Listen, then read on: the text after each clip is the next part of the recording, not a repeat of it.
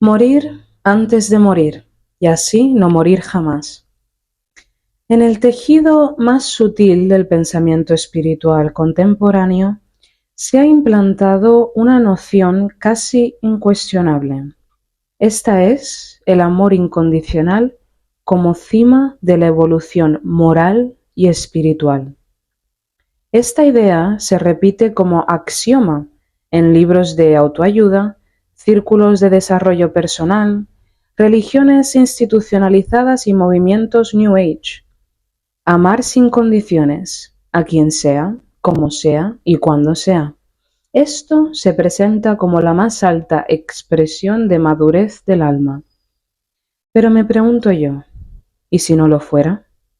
¿Y si lejos de representar una virtud elevada, el amor incondicional, cuando es absolutizado y convertido en mandato, estuviera siendo instrumentalizado como una forma de neutralización ética y psicológica? ¿Y si bajo la retórica de la compasión se escondiera un silencioso sistema de control emocional y social? Esto no es un ataque al amor, es una advertencia sobre cómo ciertas versiones de espiritualidad pueden tergiversar el amor para convertirlo en anestesia. Como ya advertía el psicólogo transpersonal John Welwood, muchas corrientes modernas de desarrollo espiritual cometen lo que él llamó bypass espiritual, que es nada más y nada menos que el uso de creencias o prácticas aparentemente elevadas para evitar el procesamiento emocional genuino. El amor incondicional, usado como consigna, puede convertirse en uno de los instrumentos más eficaces de esa evasión. Desde el punto de vista psicológico, el amor que nutre no es incondicional, es responsivo, implica discernimiento, reciprocidad y una empatía ajustada. La teoría del apego, desarrollada por John Bowlby y profundizada por investigadoras como Mary Ainsworth y Sue Johnson, demuestra que los vínculos seguros se sostienen sobre condiciones claras, algunas de estas siendo disponibilidad emocional, validación o consistencia afectiva. Un amor que tolera todo, incluso lo destructivo, no es amor espiritual, es autoaniquilación. Sin embargo, muchas corrientes espirituales contemporáneas, ya sean ciertas formas de cristianismo evangélico o comunidades neomísticas o incluso movimientos de canalización energética, promueven una narrativa donde amar sin juicio, perdonar sin condiciones y aceptar todo como parte del plan divino se vuelve signo de elevación. La consecuencia de esta narrativa es, a menudo por lo menos, la anulación del sentido crítico y de la responsabilidad emocional individual. Se nos instruye a ver a nuestros agresores como maestros del alma, a interpretar la traición como una lección kármica, a asumir que todo dolor tiene una finalidad sagrada. Pero llevada al extremo, esta lógica desplaza la responsabilidad del agresor hacia la víctima. Se le pide no solo que comprenda, sino que agradezca, no solo que perdone, sino que ame más. El resultado, en mi opinión, es un gaslighting espiritual cuidadosamente disfrazado de sabiduría.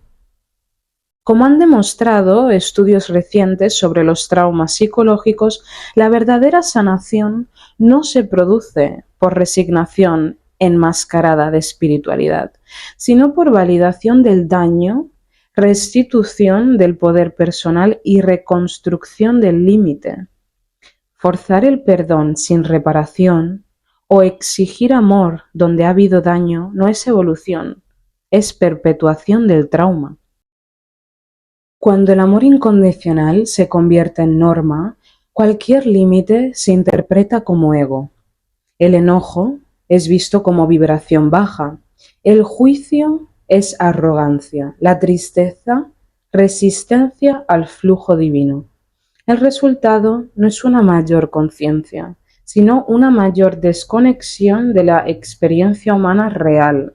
Se sustituye la sabiduría del cuerpo por ideología camuflada en supuesta luz. El problema no está en el amor, sino en su absolutización. Cuando se convierte en imperativo moral, el amor deja de ser libre elección para transformarse en obligación estructural. Y donde hay obligación, hay moralismo. Y donde hay moralismo, hay control. En nombre del amor incondicional, no solo se silencia la ira, se anula el conflicto, se patologiza el límite y se condena toda forma de defensa emocional como un signo de ignorancia o baja vibración. Esta visión, lejos de liberar, desactiva los mecanismos más fundamentales de protección psicológica. Se convierte en una moral anestésica que castiga la autoconservación. El bypass espiritual como concepto terapéutico no solo designa la evasión emocional en la práctica espiritual, también describe cómo ciertas ideologías pueden ser usadas para suprimir la disonancia ética en contextos de abuso. En muchas comunidades, sectas o círculos esotéricos, el mandato de amor incondicional opera como escudo protector para los líderes. Cualquier objeción, límite o señal de alarma es interpretada como falta de evolución espiritual. Este patrón no es teórico. Lo hemos visto en contextos tan diversos como los grupos de seguidores de Osho o la organización coercitiva Nexium, o incluso en múltiples escuelas de yoga que cayeron en dinámicas de abuso de poder, que sinceramente son demasiadas como para nombrarlas todas. En todos estos casos, el amor incondicional no fue solo un ideal, fue un requisito para pertenecer, una moneda de obediencia disfrazada de virtud. Si no puedes amar sin juicio, no estás listo. Esto es lo que se les decía, y ese juicio, necesario para la integridad, era visto como un defecto que debía ser purgado. En estos entornos, los límites personales se desdibujan. Se sugiere que los vínculos biológicos, los antiguos amigos y los valores individuales deben ser trascendidos. Se introduce una nueva lealtad. Esta es hacia el grupo, hacia el maestro, a la doctrina. Una lealtad que exige entrega sin condiciones. Este proceso, descrito en la literatura de psicología de sectas como despersonalización progresiva, implica la sustitución del juicio propio por la autoridad carismática. Como explica la socióloga Jania Lalich, experta en dinámicas de abuso en sectas, el control en estos entornos rara vez se ejerce con la fuerza directa. Se impone mediante la manipulación de las emociones y el lenguaje. Aquí se redefine el sufrimiento como resistencia, la crítica como negatividad, la autodefensa como inmadurez espiritual. El amor, convertido en mandato, deja de ser fuerza de transformación para volverse instrumento de sumisión. Pero la crítica que hago en este momento no busca deslegitimar la experiencia del amor profundo o de la compasión universal. Más bien, apunta a denunciar el secuestro del lenguaje espiritual para fines de control emocional y social. Cuando el amor se convierte en exigencia moral, el silencio se vuelve virtud. La obediencia se presenta como iluminación y el abuso se disfraza de pedagogía cósmica. El peligro no radica en el amor en sí, sino en su instrumentalización. Un amor que exige callar ante la injusticia no es compasión, es colusión emocional. Un amor que glorifica al agresor en nombre del aprendizaje es cruel. El trauma se perpetúa cuando no hay validación de la herida y cuando una doctrina espiritual o supuestamente espiritual exige perdón sin proceso. amor sin límites y entrega sin reciprocidad, lo que genera no es evolución, sino enfermedad. En la lógica del abuso espiritual, el amor incondicional se transforma en prueba de fe. Se mide cuán evolucionado estás por cuánto toleras. Si aún sientes rabia, es que no has perdonado. Si pones límites, es que estás en el ego. Si te retiras, es que huyes del aprendizaje. La conciencia se mide por la capacidad de desconectarse de lo humano. Y así se crea un modelo de alma iluminada que no existe. Un alma sin emociones, sin historia, sin sangre. Peor aún, muchas de estas ideas se expanden no solo en cultos marginales, sino en los mercados masivos del bienestar. La espiritualidad moderna, que a menudo es empaquetada en cursos, retiros y contenidos digitales de pago, promueve una visión de paz que no incluye al conflicto, una versión de amor que no conoce al juicio y una conciencia que no sabe de límites. Se convierte en un consumo emocional que promete evasión, pero no integración. Este producto espiritual, entre comillas, como lo llama la filósofa Mariana Kaplan, nos vende la ilusión de una espiritualidad sin sombra, sin herida. Pero eso no es despertar, es alienación. No es trascender el ego, es sofocar lo humano. En la superficie, el amor incondicional parece un acto de máxima humildad. Amar sin esperar, perdonar sin juicio, entregarse sin miedo. Pero en muchos contextos espirituales y mundanos, esta actitud se convierte en una sofisticada forma de narcisismo. No se ama al otro, se ama la imagen de uno mismo como alguien que ama incondicionalmente. Se ama el rol del iluminado, del compasivo, del que está por encima del conflicto humano, tan elevado que sus pies no tocan el suelo. Este narcisismo no se manifiesta de forma arrogante, sino sutil, travestido de pureza. Las personas que lo encarnan creen muchas veces de verdad haber trascendido el juicio, pero en realidad se han desconectado de su propia emoción, han convertido el desapego en negación y el amor incondicional en una narrativa de superioridad moral. Como señala el psicólogo Robert Masters, este tipo de espiritualidad anestesiada genera un yo espiritual que usa el lenguaje del despertar para justificar su desconexión.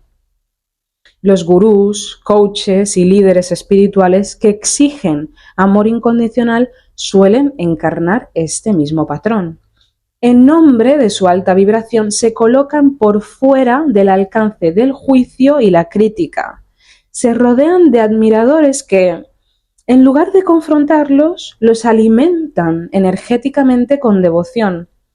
Todo límite hacia ellos es considerado resistencia y toda necesidad emocional ajena es vista como trabajo no resuelto. Este entorno los aísla y los cristaliza en el tiempo. Ya no evolucionan, porque no pueden ser tocados, se quedan enanos espiritualmente.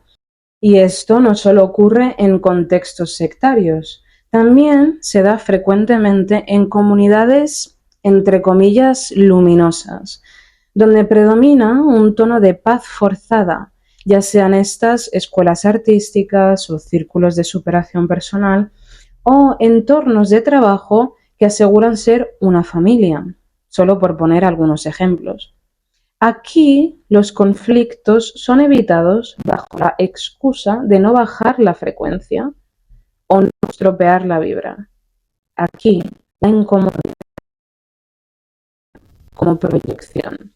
En estos espacios se ha perdido la capacidad de decir, esto no está bien, esto me hace daño, esto necesita cambiar. Además, la figura del amor incondicional se ha construido, en gran medida, sobre un ideal patriarcal de lo femenino. El amor incondicional es proyectado en su mayor esplendor a través de la figura de la madre que todo lo da, todo lo aguanta, todo lo perdona. Este arquetipo ha sido exaltado durante siglos como virtud, pero también por su funcionalidad.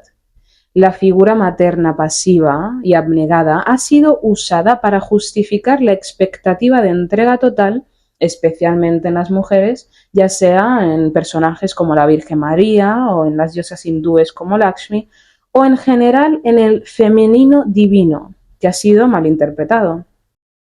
Esta feminización del amor como sacrificio ha sido ampliamente analizada por pensadores feministas, como por ejemplo Carol Gilligan, Bell Hooks o Luisa Muraro. Estas denuncian que la ética del cuidado, cuando no va acompañada de reciprocidad y límites, deja de ser amor para convertirse en dependencia emocional estructural. En contextos espirituales, esta expectativa patriarcal se enmascara como iluminación.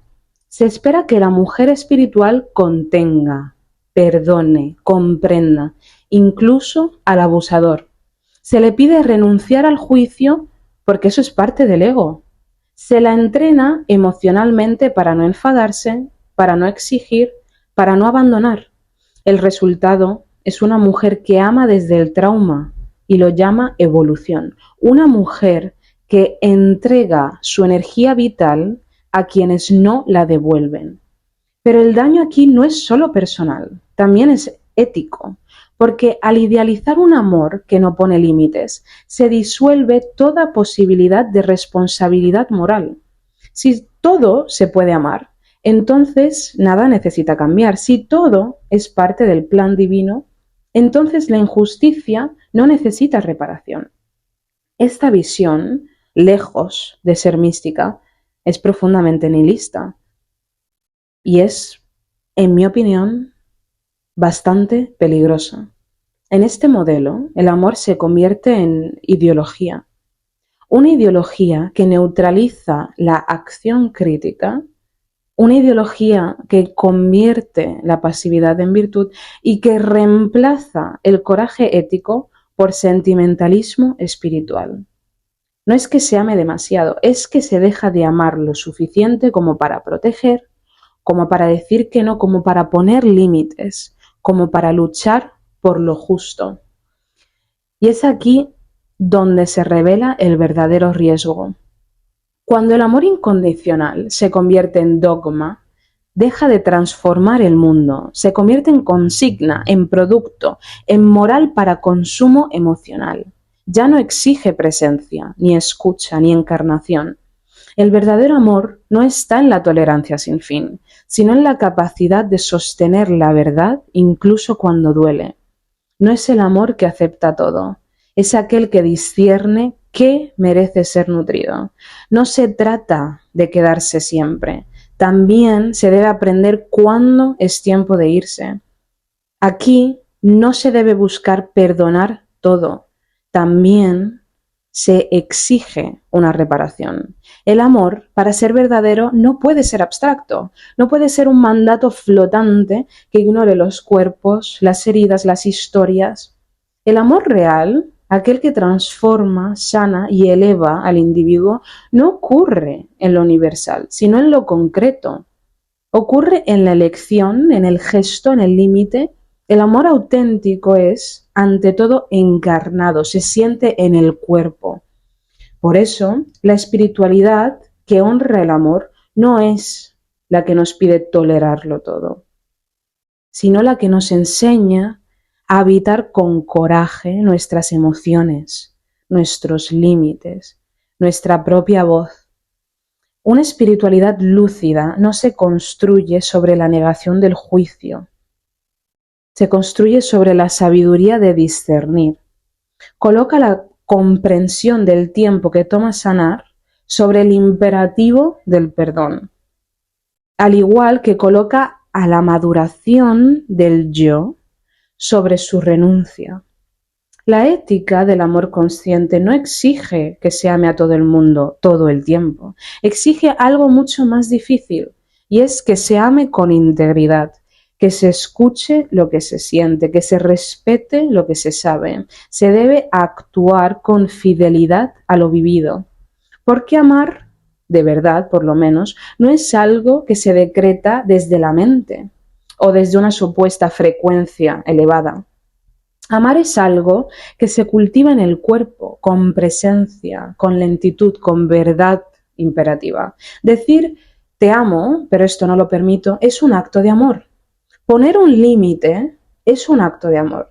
Retirarse de una relación tóxica es un acto de amor. Expresar la rabia que surge de una traición es un acto de amor. No de un amor incondicional, sino de un amor vivo, real, capaz de reconocer que amar también significa proteger.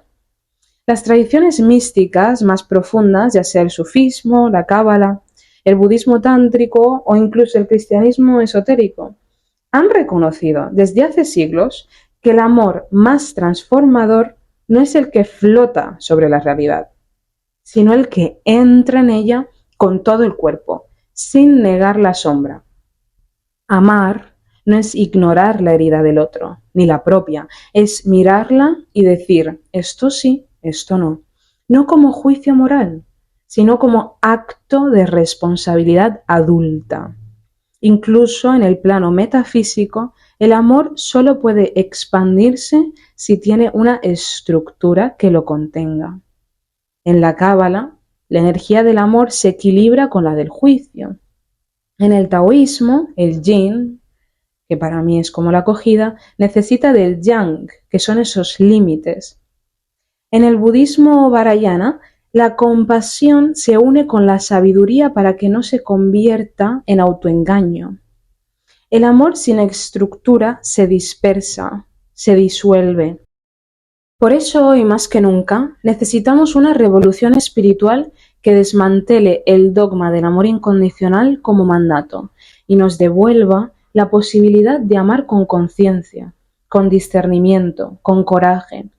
Una espiritualidad adulta que no nos infantilice, que no nos pida renunciar a nuestra soberanía afectiva, que no nos diga que vibramos bajo por decir basta. El amor que transforma no es el que todo lo tolera, es el que, al mirar la realidad de frente, elige cómo actuar desde la verdad.